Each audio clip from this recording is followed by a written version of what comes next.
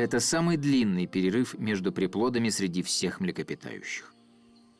Кажется, весь мир вращается вокруг их детенышей. Самки их нянчат, кормят изо рта и помогают передвигаться по ветвям.